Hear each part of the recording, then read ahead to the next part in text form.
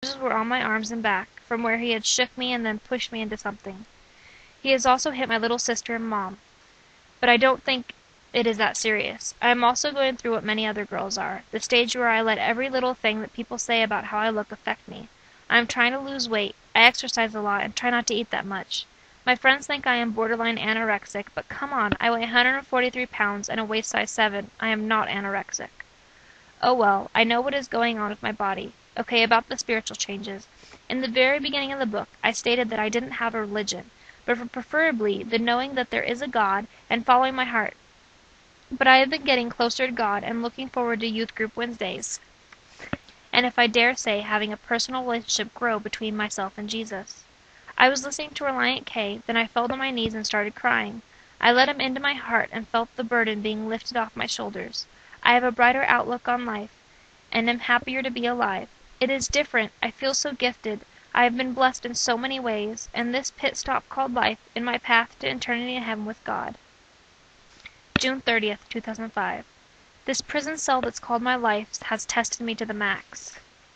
I can't see and I can't hear. I've been lost so long in the dark from first breath, not knowing your one request, and now that I'm here I'm crying, and now I'm dying. I opened my eyes and saw you there. It astonished me. My burden, it became yours, and I could hear your voice. You said I love you. And now that I'm here, I'm crying tears of sin and watching them wash away. And now, I'm finally living. In your death you brought me life. In your word I find the truth. In your love I find my strength. You were all I needed. You were all I needed. For I am finally living. I should be happy, but I am not, or at least not completely. I struggle with forward motion, moving yet getting nowhere, wondering where I'm supposed to go and how I'm supposed to get there.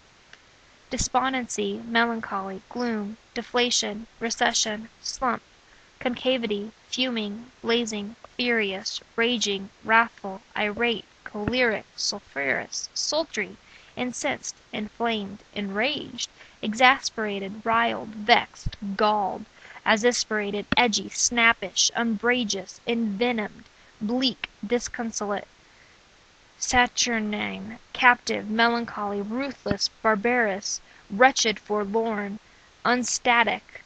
Who knew so many words could describe how someone felt at any given moment? The 30 and above describe me right now, and I could go on, while I'm going to dance and try to calm myself.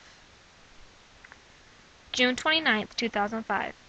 Dear Pepin, sorry for the series of short letters, but I wasn't getting anything longer in return. I don't want you bringing me food because it will make me feel inferior and childlike. There are certain things from childhood that make me feel safe and loved, but having people worry about what I eat wasn't one of them. July 4th, 2005. Dear Pepin, I have been thinking about you all day today. As I cleaned my house and listened to music, the thought of you filled me. You were in my dream. It was awful, but I don't want to imagine what it would have been like without you in it. I am really sorry about yelling at you yesterday. I wasn't mad at you. I was just angry in general. But then reading all those useless facts really just turned it all around. I had to just smile at the fact that I loved you, and what you were doing for me because you loved me. I find you special to me, like you know the secret to make me smile and laugh, like there is a lock combination, and you know the code. Talking about emotion, I'm sorry about going psycho over the weekend. I had just kept everything bottled up so long, and everything just exploded. About the real me thing. It is the real me. I have just been pushed into a place where I hide emotion and am alone and hurt inside, so on the outside I must appear strong and independent. I walk alone and fume when I would prefer to curl up in someone's arms and just cry. I appear tough and sturdy, when really my walls are caving in. I'm suffocating, but I'm too scared to call out for help. I can't really explain it, but to answer your question, I do believe Jesus died on the cross to save me from sin, but then I can't comprehend how God could love me that much, how anyone, let alone God, loves me. I pray every night, and in times of confusion or grief. Now that I think about it, I pray a lot. July 14th, 2005. Dear Pepin, I've been packing for the camping trip, and wishing you would be able to be there. I've missed you, especially at summer school. I miss our night-light calls and chats. Wednesday was a bit lonely. Matt Watkins showed up, and hung out with Megan and the other girl, who was casting threats my way on Monday. She apologized and is pretty cool. I have a long day tomorrow and am going to wrap this up. I pray for you and your family's safety on your trip. I love you and always will. July 19th, 2005. Dear Pepin, hey, sorry I got upset with you. I was overreacting. Rachel says that I really got upset because you didn't get jealous or act as if you cared. I don't know how true that is.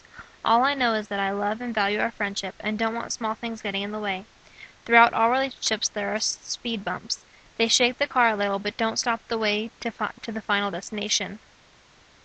You mentioned that I sounded depressed. Why did you think that? Oh well, I guess things should be better. I'm sleeping on a mattress in my BFF's. Dear God, hey, I haven't been the person that I should be. I know I could be a nicer person and a better friend.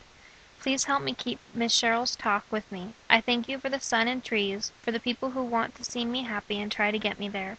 I also thank you for the obstacles that someday will make me a stronger person. Sometimes life just seems so hard, and I let myself fall into the darkness. I need your help and love to pull me through. I know that you are in control of everything. I just want to know that you are here and listening, and that you care. I want to feel loved and needed. I want someone to want and need me, and for me to be able to be there for them. Through pure acts of kindness I can get closer to you. I am gifted by the friendships that you have put into my life. Please lend me strength while I am weak to get out of this sorrowful darkness. I love you so much. Dear God, I feel so lost. I am confused and don't know where to turn. I trust you, though, and know no harm will come to me. I love you so much and want to be closer to you. I am still confused about Jesus. In my heart I know that he died on the cross for me to save me from sin, but my head tells me I believe this with my heart in the wrong place. I don't want my heart in the wrong place. Speak to me, please. Show me the right way. What path am I supposed to be on in life? What am I supposed to do? I am your servant, to do your good deeds. What am I to do? I want to be a happy person that brings happiness to the world. I love you. Please protect my friends and family. Be with Brian and work upon his heart. Help Pepin overcome temptation and keep him safe. Please forgive me for any sin I may have committed, and please keep me on your path. I love you so much. Dear God, there is always a time in someone's life when they feel lonely, even though other people are around. Just confused, but don't know over what. All mixed up, not knowing exactly what you are supposed to do. God, please help me through this time of cloudy black and speckled gray. I thank you for so much, including the strength to love and stand up for those who have hurt me. Thank you for pressuring me to love him. Thank you for helping me with my brighter outlook on life. I love being happy, but sometimes I can't find that happy place. Please help me to find that happy place more often and being able to help other people and make their day better. To be able to do good deeds without thinking about it. Please protect my family and friends. Please work on Brian's heart. Soften it and help me continue loving him. Please help Pepin resist temptation and keep him safe. My heart, body, mind, and soul all belong to you. Just sitting here thinking, wondering if anything is worth it anymore. I don't know happy, sad, confused, trapped, laughing, lost, wondering, dreaming, cold, trying, dying slowly. I just want to be able to smile with all my might and give a hug at the right moment. I want a hug. I feel so cold. I try so hard. I can't manage on my own. I want to cry or scream. Help me, please help me. Poking out, help me pull her through. Let me get to her, trust her, love her. Be the best version of me. I love you so much. John and Rachel are driving me absolutely crazy. I just want to get away. I go to my quiet place and they follow you. I want to hurt him. I want to see him get to the point where I say stop and he stops. He says he is trying, but you can tell he is not. I don't know what his problem is. It's like he's trying to get at me. He yells at me for little things and just won't leave me alone. He makes fun of me every time I talk to Pepin, even though me and him are just friends. He makes fun of me at the fact I get angry and have a temper, like he doesn't realize it's that behavior that makes me so upset. I try so hard to control myself, but he doesn't listen to stop. He only listens to pain, and I give him what he wants, pain, because if he didn't want it, he'd stop sooner. And Rachel, she puts me down all the time. So what's the point of changing if everyone is going to keep pulling at your bad qualities?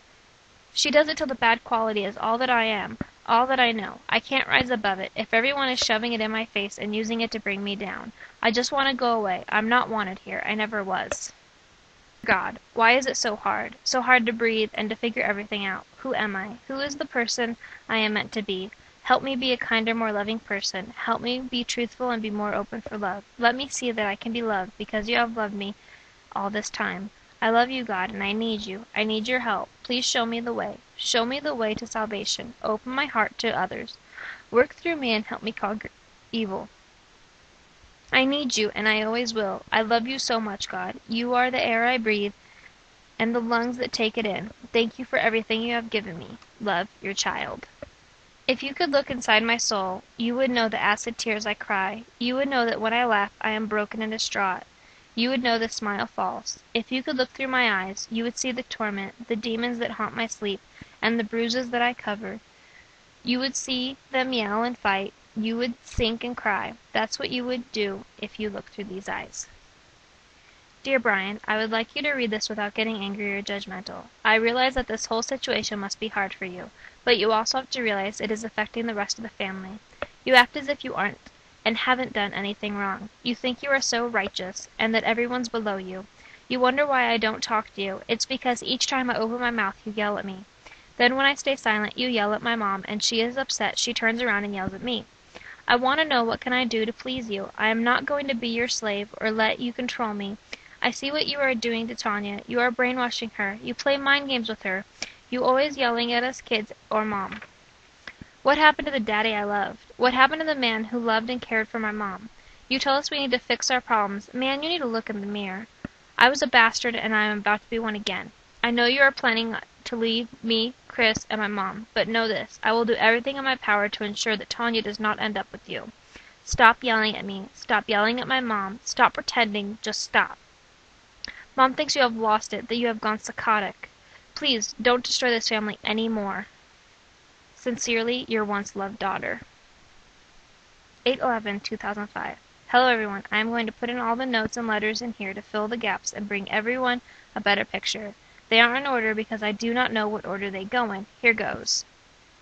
Lost in the dark beyond repair, everything's a blur in this life so unfair. Blinding light, then utter darkness. From hot to cold I'm so unsure. Time moves slow, but it is gone in a flash. Once it's done, you can't go back. Surrounded by past mistakes, everything begins to suffocate.